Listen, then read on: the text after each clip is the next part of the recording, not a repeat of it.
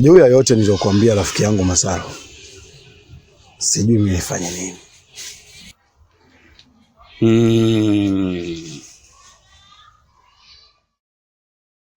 Huo funguo uko wapi?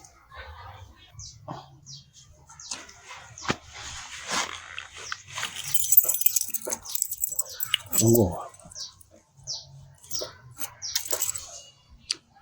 Mkuza rafiki yangu, kwa nini unatumia akili ndogo kwenye mambo makubwa? Unamaanisha nini kusema hivi?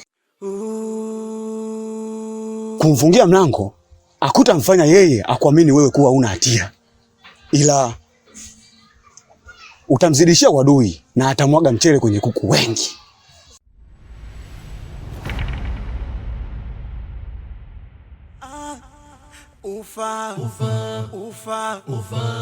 Kwa hapo unanishauri nifanye nini?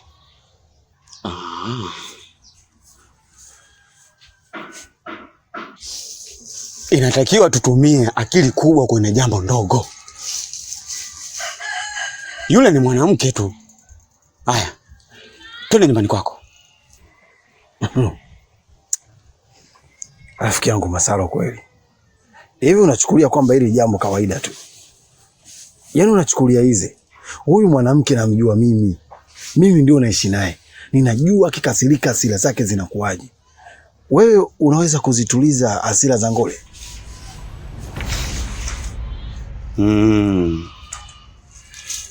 Wewe twende, alafu tukifika kule niachie mimi, nitayamaliza. Sawa, twende.